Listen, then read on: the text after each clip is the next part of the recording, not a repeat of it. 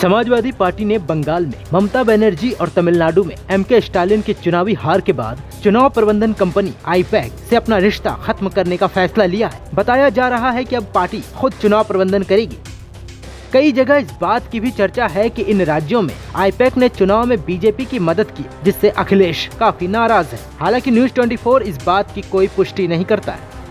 आपको बता दें कि समाजवादी पार्टी ने 2027 के यूपी विधानसभा चुनाव के लिए आईपैक के साथ राजनीतिक परामर्श का समझौता किया था, लेकिन अब उसे रद्द कर दिया गया है। खबरों में कहा गया है कि पश्चिम बंगाल और तमिलनाडु में आईपैक से जुड़े दलों के चुनावी प्रदर्शन ने भी इस फैसले पर काफी गहरा असर डाला है। रिपोर्ट्स के अनुसार आईपैक कानूनी समस्याओं और कामकाज में रुकावट से जूझ रही थी, जिससे यूपी में उसका दफ्तर तक बंद करना पड़ा। इसके साथ ही सपा के अंदर बाहरी सलाहकारों पर निर्भरता को लेकर भी नाराजगी थी। कुछ सूत्रों ने ये भी कहा कि हालिया चुनाव परिणामों ने सपा नेतृत्व को आईपैक पर फिर से सोचने के लिए मजबूर किया।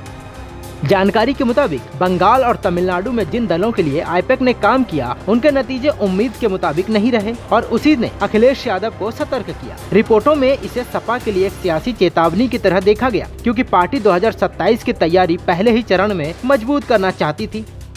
अब चर्चा है कि सपा किसी नए सलाहकार समूह या आईपैक से जुड़े पूर्व कर्मचारियों की अलग फर्म के साथ काम कर सकती है। हालांकि पार्टी के भीतर ये बहस भी तेज है कि चुनावी रणनीति का नियंत्रण कितनी दूरी तक बाहरी एजेंसियों को दिया जाए। लेकिन यहाँ एक सवाल ये भी उठता है कि इसी आईपैक ने तमिलनाडु में एक्टर विजय की पार्टी टीवीके के लिए भी काम किया था और वो इसे ऐतिहासिक जीत दिलाने में सफल भी रही। तो क्या अखिलेश उस तरफ भी ध्यान देने की सोच सकते हैं? ये तो आने वाला वक्त ही बताएगा।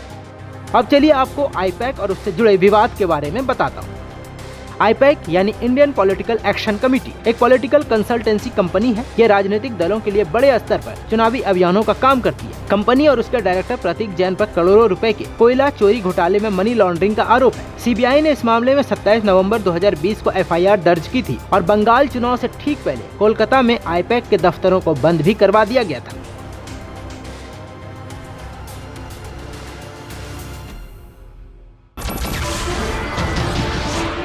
नमस्कार, मैं हूं मानक गुप्ता। अगर आपको हमारा ये वीडियो पसंद आया हो तो इसे लाइक और शेयर जरूर करें और हाँ, हमें सब्सक्राइब और फॉलो करना ना भूलें, ताकि आप देश और दुनिया की कोई खबर मिस ना करें। तो जुड़े रहिए हमारे साथ और देखते रहिए न्यूज़ 24।